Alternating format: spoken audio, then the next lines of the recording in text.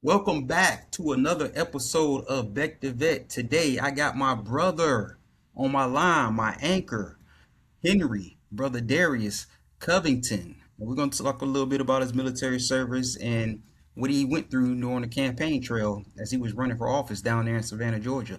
So welcome to the podcast, bro. How you doing today? Hey, I'm doing well. Thank you for having me. Can you hear me? Sounds good. Sounds good. So one of the things I like to do when I first get my guests on is to get to know them. So my first question for you is, can you tell us a little bit about yourself, where you're from, and how do you think that helped shape who you are today? Well, I'm from the South, out of Florida, Fort Pierce to be exact. I grew up in, I guess you could say a middle class household. Um, Not country, not city, so we're somewhere in between. While growing up, I had aspirations, I had dreams of some things, and I ran with a certain crowd of people, considered to be jocks and things like that. So, um, I two things I want to be, and that was a Marine and it was a Kappa. All right, the collegiate fraternity Kappas. Um, a recruiter came to the station to the high school talking, and I fulfilled one of those dreams. As a Marine, I joined the Marine Corps, the late entry during that time. I went off to college over at Concord College. I think it's university now, on a football scholarship, play football. But of course, the recruiter said, "Hey, you already joined, so you got to come back." All right.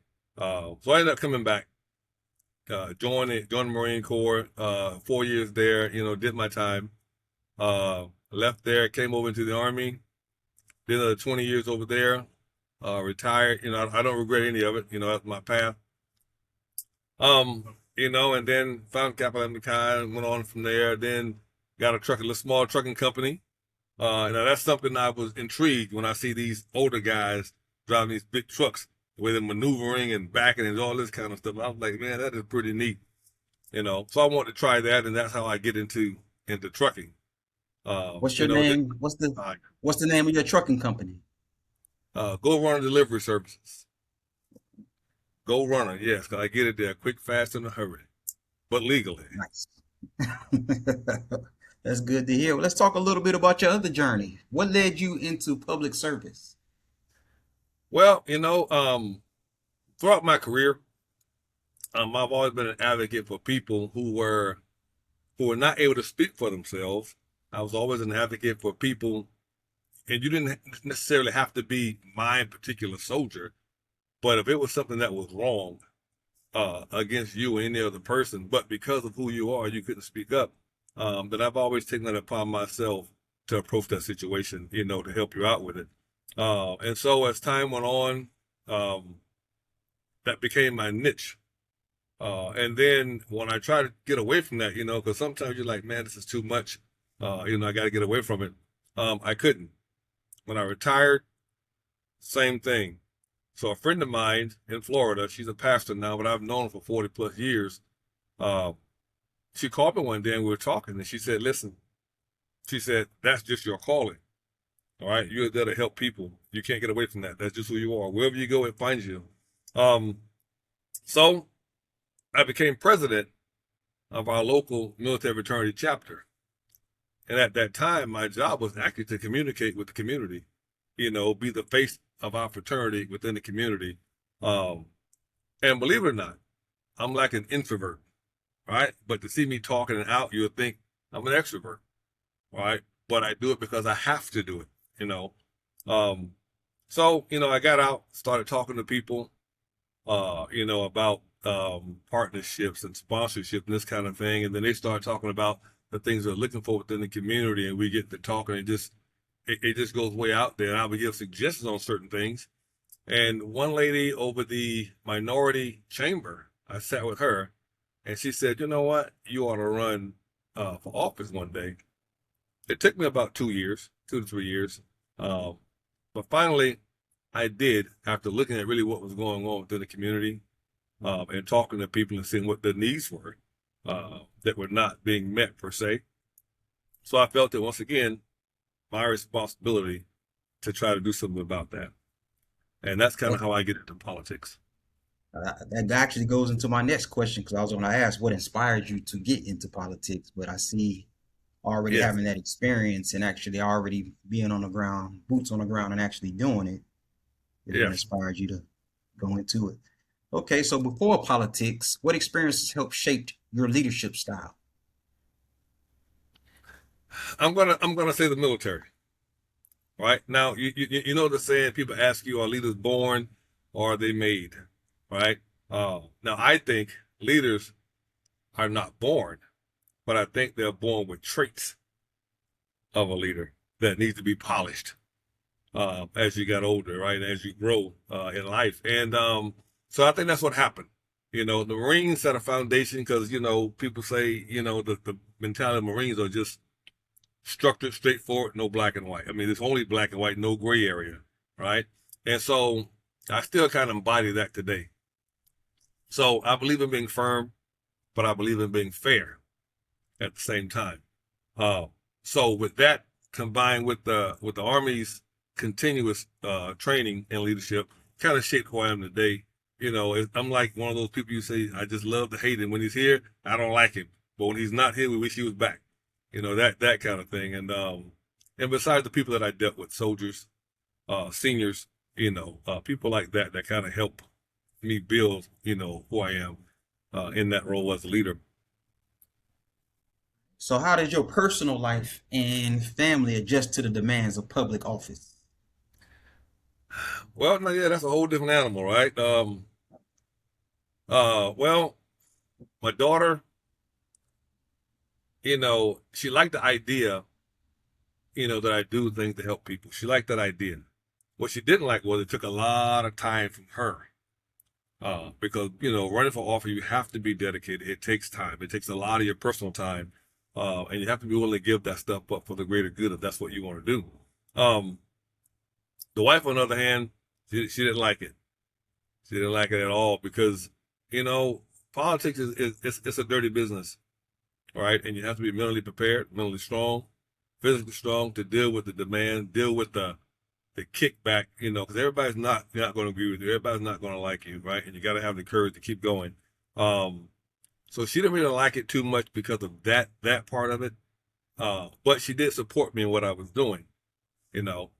So it took a toll, on the family a little bit, but we weathered the storm and came through it.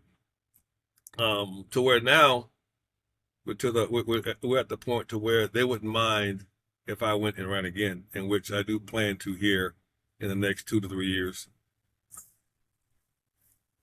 And you talked a little bit about this because you are a member of Kappa Lambda Chi Military Fraternity Incorporated, as am I. So, what inspired you to step into the role of regional vice president in our fraternity? Well, well, um, I was actually it's on your staff too because I remember you calling me asking me to be your historian. absolutely right. So, every position I've held in the fraternity, I was asked to do that. All right, I was asked to hold those positions based on my leadership style. Um, Now, for the fraternity wise, I do understand that I'm not active duty anymore, right? So some things just don't factor in out in the civilian world. However, the basis of my leadership is still the same. So I was asked to do chapter president. I was asked to do the division chief. And so when the position of regional vice president came open, well, before it came open, I was asked to be a assistant regional vice president up under Region One at the time, because there's only one, other division, just one and two. So when they went to five regions, then I was asked to apply to become the RVP for Region Two. And so I did that, right? Because it was a challenge. I knew it was going to be a challenge for a bigger area, right? And believe it or not, I love the challenge, right? I love for something to be difficult, but I like to kind of master. I like to kind of make sense out of it, do things a little bit better. So when the position came available, I applied. I was interviewed, and I was hired for the position. I'm not saying it was easy, but I will say it was rewarding. You know, um, I may have complained a whole lot, but I wouldn't trade it for the world. It's one of those things. So that's how I get there. Uh, and who knows? I may be back one day.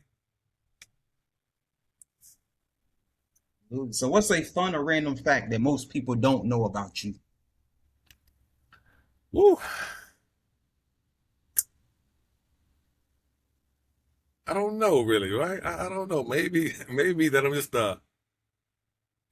I think a lot of people probably think that I'm just a serious person all the time, right? If they see me, they just think I'm serious because I guess I just look serious all the time because I'm not smiling a whole lot, what the case may be. But the fact of the matter is, I'm probably just as silly and goofy as they are, I mean, once they get to know me. So once they do that, they're like, man, you're pretty cool. You're laid back kind of guy, right? But I am. So I think, if anything, I think that would be it. They think I'm just serious all the time, but I'm really not. I'm probably, just as laid back as they are, you know. Just as silly as everybody else. Yeah. Yes, yeah. All right, let's go into your career in politics a little bit. So what were your top priorities if you take office? Um, Or what are one, your top priorities if you take office? one was jobs. One was jobs in the area, trying to bring in business, to the area. Two was education, for the kids, right? Because Liberty County, I think, was ranked 67th, in the state, of Georgia. Um, and my third was medical, right? Because they're in the area, there's a lot of rural areas, right? And especially for our senior people, it's hard to get them to care or get care to them, right? And there are ways that is being done even in the other areas, parts of the country, but we're not doing that in that county or even in that district, 168 down there in Liberty County. So those are like my three top priorities. Um, but I will say my babies, so to speak, are our elderly people and the seniors. All right, because they really are kind of left behind a little bit down there and what they can do, get, because it is one of those facts where people say, the older you get, they kind of push you to the side as you get older, right? And I see that, but it bothers me, and I don't like that, right? So my goal is to do something about that, right? Because I believe those people, that's your knowledge, right? I mean, the kids may be your future, but you can't get there without these people, right? That's where it's at. So I kind of focused on them kind of heavily in the school system, and the depletion of small cities, right? And what I mean by that is some people want to bring in organizations or bring in things like casinos, right? Because they think that brings revenue, right? And it may in the beginning, but it brings a whole lot more than just that, right? And so I look 10, 20 years down the road. They're looking for the right, not benefit for themselves. And so when I talk to the people and I tell them the same thing, then they tend to agree with me, right? Because listen, you may be old by that time, but your kids got to come and live in the same thing you left them behind, right? So when businesses like that come into the city, and they just deplete the city, and then it's just there. There's Putting nothing the there, bill. right? So things like that kind of it really touches me, and it deals with people in our survival and what we're doing in that county. So that's those were like top priorities. Whenever I spoke in platforms or when I spoke in debates or if it was just at a forum, these are things that I talk about, and these are things that people are interested in. You know, so those are my priorities normally, and it will be my priorities again when I come back to run, right? Because those are like revolving door. It never closes, right? Because it always needs change, upgrades, or whatever the case is. And I believe I'm just the person to get there and do it. Bring up a good point, especially about the elders, because right now the administration, how they're coming from Medicare and Medicaid and You everybody's know, health insurance. So everybody's premiums are going up. So yeah, I'm glad and one of and those is top. and what a lot of people don't look at, although those are federal programs, right? But there are things that the state can do to offset, augment those programs as well. And those are the kind of things that we need to really be looking at and investing in for our people, and using money for the right purposes. Absolutely. So, what are some of your biggest challenges you face while trying to campaign? People, right? So People. some yeah, so in that area, one of the biggest challenges is voting, is getting people out to vote, right? Um, because those people in office have been there, I think the least has been in office for at least 12 to 14 years. There's some that's been in office 20 plus years, right? Now, I believe in term limits. I do. And because They they've just been in sitting there office so not long, doing nothing. nothing, right? Now, I'm not saying education is end all for anyone, right? But when you have a council, when no one has anything past the high school education, except for the mayor, Uh, I'm not saying that's a bad thing, but I find that as a problem.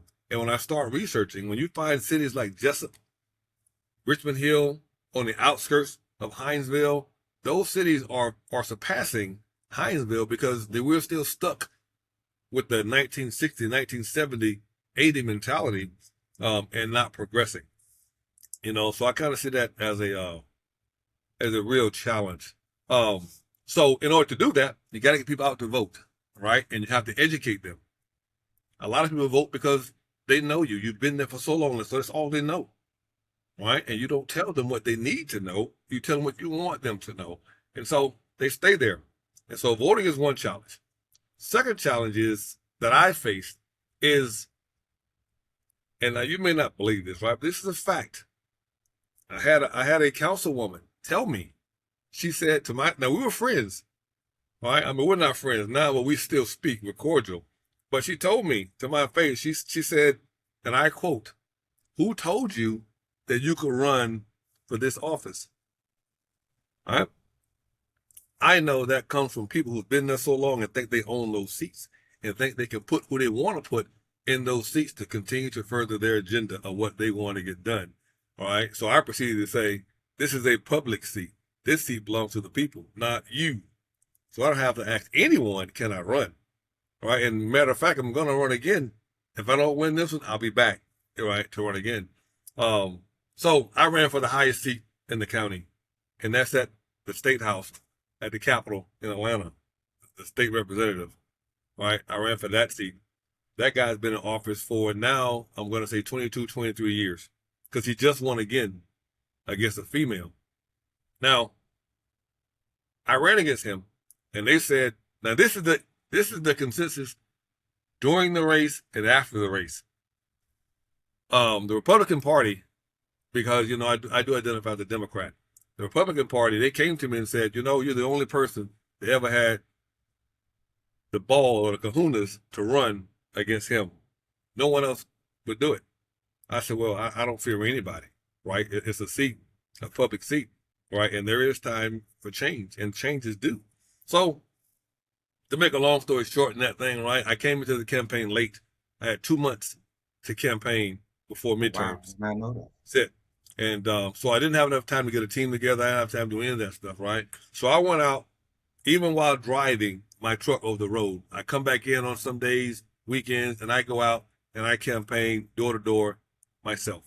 And I did it all by myself, all right? And that's a large area to try to cover the entire county, right? But I did it. I finished with 22% of the vote in 2 months, all right? And that was freaking outstanding for 2 months doing it by yourself, right? Because I took pride in what I was doing, and I believed in what I was doing, so I went out and I did it. So, I was told by some people in the city, some people at the state house, you could have beat him. With a little more time, you could have beat him. So, again, I'll be back 2028. I took this term off. My mentor, she actually ran against him this time. But in this area, all right, and one thing about politics, I will say, you have to understand the demographics. You got to understand where you're at. You got to understand the people. You got to understand the challenges that you're going to face. It's sad to say, but in this area, I don't, at least right now, I don't see a female beating him because of the way the people are here, you know, which is why I did so well, a younger person, in such a short amount of time, but it's okay, and change is inevitable. It's going to happen. Um, Absolutely. so yeah, I'll be back. Sounds And good. I get So in very your, passionate about that. I believe it. So in your opinion, what are the key qualities every leader in public service should have? Well, one is transparency. Right. I think one is transparency because you gotta let the people know what they're getting. Right. And listen, everybody's not going to agree with you. Right. They're not. And you have to be willing to say, listen, if I'm not the man for the job, I'm not the man for the job. Right. During my campaign, I would say that. I said, if you elect me, and if I'm not doing what you elect me to do, then fire me, vote me out. Right. So I think transparency is one they need to have. Honesty and integrity is something else they need to have. Right. Because believe it or not, people will people will trust you more knowing you're telling the truth, whether they like it or not, but you've been honest with them, right? And they'll tend to side with you more regardless, right? Because you're just an honest person. You got to tell the truth, right? You know the job, you don't, whatever the case may be. I think also a quality is you gotta. I think you have to. What is? I think you have to be mature enough to separate friendship from business, right? Because in this arena, I've noticed, a lot of people they do things just because they like you, whether it's right or wrong, right? And I don't agree with that. Um, it's just one of those things I think, needs to be addressed sometimes. Um, and Yeah, you gotta be able to, that's huh? one of the things I don't like about politics. They got the quid pro quo where you do this for me, I'll do that for you. And I think It it's is, it is right now. Now, I will say in that regard, I don't think that's a bad thing if it's legal, moral, and ethical. All right. Now, if you have those things involved in it, then okay, I don't say that as a bad thing. But if you're like, so I won't call any names, but I will say this. Now, I was told this by a council member, right? And one thing I like to do is talk to them, but I like to let them talk, right? Because one thing I know about people, when they talk, and they're in a position of authority, or whatever, right? They love to talk. And so I let them talk and I listen, right? And so they told me that them and another council member rewrote an ordinance to allow a certain group of people to build a liquor store next to a church in one of the communities. I'm saying, wow. Now in my head, I'm like, why would you do that? Right? And I'm quite sure it's in the black communities. Why would you do that? Well, because to come to find out later, there was a quid pro quo, right? Because they did that because that certain group of people funded their campaign, right? And so, again, that goes back to the integrity, right, and the honesty, right? If you're gonna campaign and win something, then win on your own merits, win on your knowledge, right? Don't. I don't know. That's like a sore spot for me too, because I get with them. And I just, you know, I go places. And they were like, "Oh my God, he's here." You're right. I'm here. Uh, so yeah. understandable. Let's talk about your future plans and reflect a little bit. So, are you still involved with public service or any community initiatives? I am. I'm still involved in public service, and actually, I'm just now starting a 501c3 that caters to homeless veterans and our elderly. It's called Cone, and the tagline is "Serving those who have served us." Um, so I've just got together my board, my three main people, my secretary, treasurer, and I also have a co-president sitting there with me. So once everything comes back from the state of Georgia, I've got it back from the government, from the federal side already. Once it comes back from the state of Georgia, and I'm completely certified as a 501c3, then I will start pushing for grants and things like that to help those groups of people.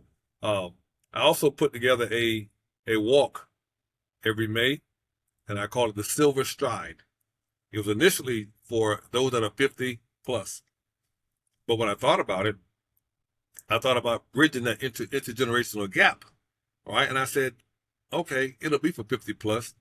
I'm going to continue to call it the Silver Stride because it is for our seniors, but I open it up to everybody, right? Because now it allows those that are 49 and below to come out and start communicating and integrate with our elderly people. So I've had them as young as 7, 8, 10 go out there and do the walk, right? And they're talking to the elderly people as they're walking around the track, and it's a good thing, right? So I want to bring back that old stuff like respect for our elderly, right? Learning from our elderly people, So it's a pretty good event. This is my fourth year next year doing it. And it gets bigger and bigger every year. Yeah, when you have the flyer, send it to me and I can promote it on the podcast Okay. or on my personal pages. So I definitely Okay. share that. Absolutely. I love I will do and that. I will do that. The flyer normally comes out around January every year.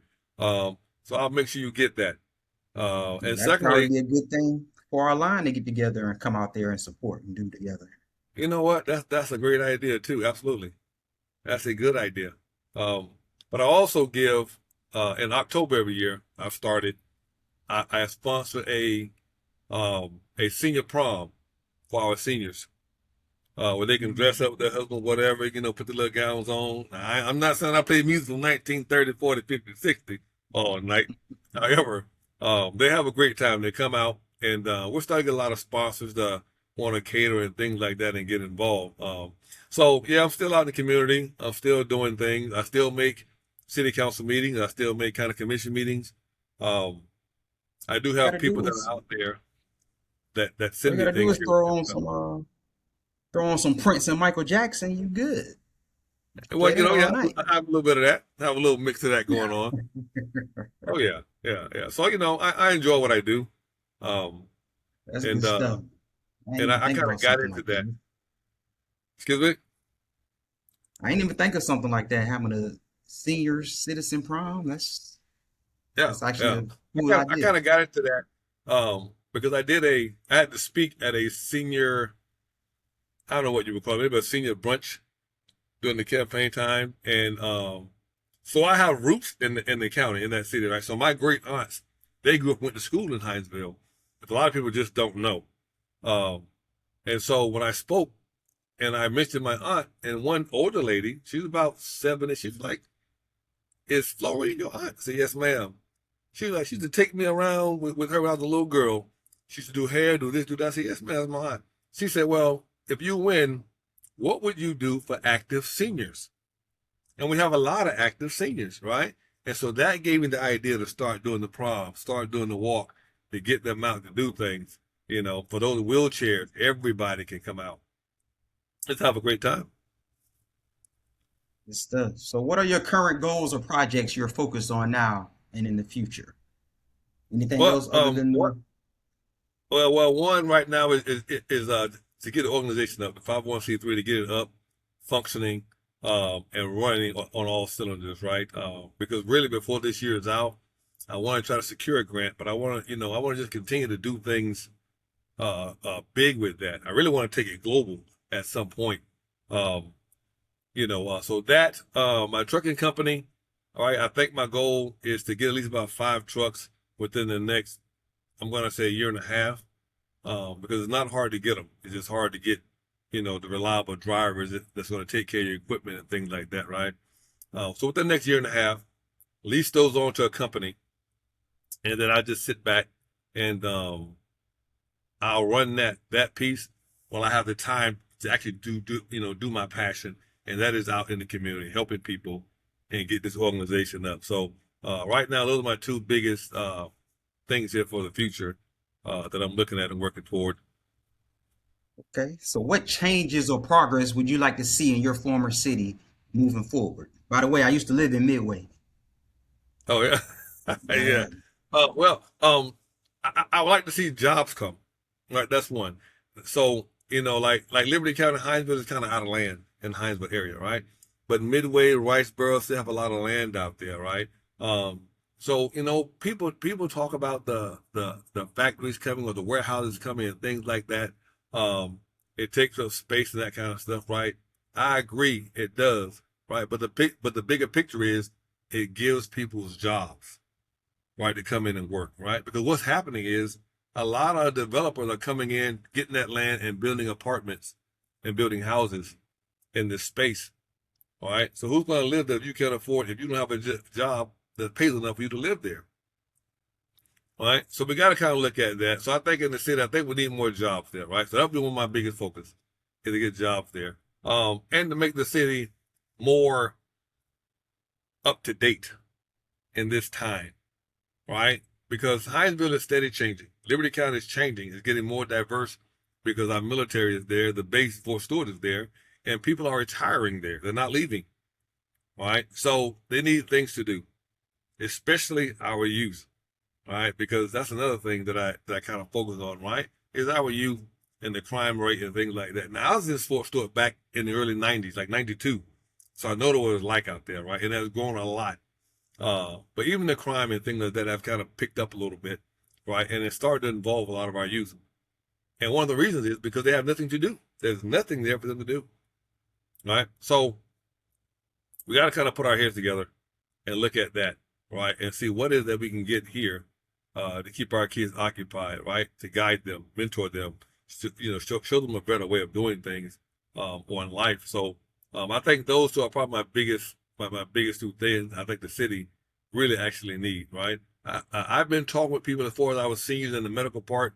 I've been talking with people like office managers at the diversity center, in the hospital and things like that, right? So I don't think it's going to be a big issue once I'm in a position to where I can actually enact some of this stuff, put some of this stuff in motion to get that done for them, right? I think the bigger challenge is going to be job. The bigger challenge is going to be things for our youth to do. And then once you get that, an even bigger challenge is going to have our youth to actually get there and start participating in some of this stuff, to get their minds, like they said, I don't mind the devil's workplace or something like that. I forgot how the quote goes, but it's something like that, right?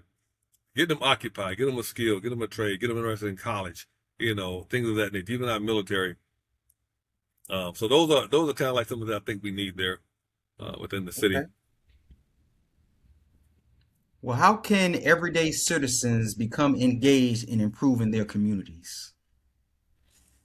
Well, I mean, there's a lot of websites out there. There's a Facebook page out there for the city. They can start coming to our city council meetings. They can start going to the county commissioner meetings, right? A lot of things are advertised. A lot of people go to the school board meetings.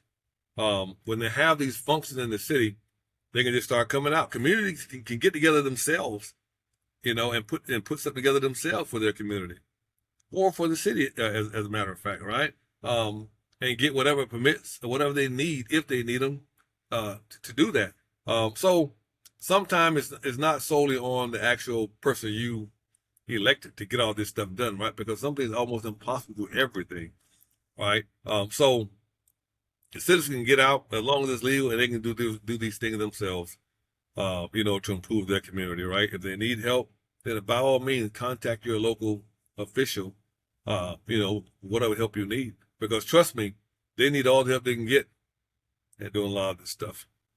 So yeah, it's not quite hard for them to get Absolutely. involved in things. All right. Back to our fraternity. So, where do you see Kaplan Kai Military Fraternity Incorporated within the next 5 to 10 years?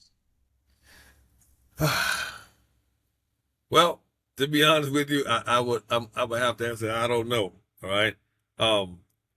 I say that because once I left the seat as the regional vice president, I wasn't really that engaged, in the fraternity as much. I didn't leave, so a lot of things I really don't know kind of what's going on. So I do talk to the chief of staff, which is also our line brother. All right, I talk to him, quite often, at least once or twice a month. We'll talk, and if you know him, you know he can talk.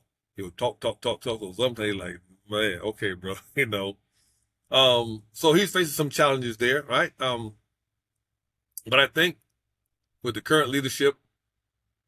And he's a prime example of what I mean when I say sometimes you just got to tell people the hard truth. They may not like it, but it is what it is. At some point, they'll come to understand, right?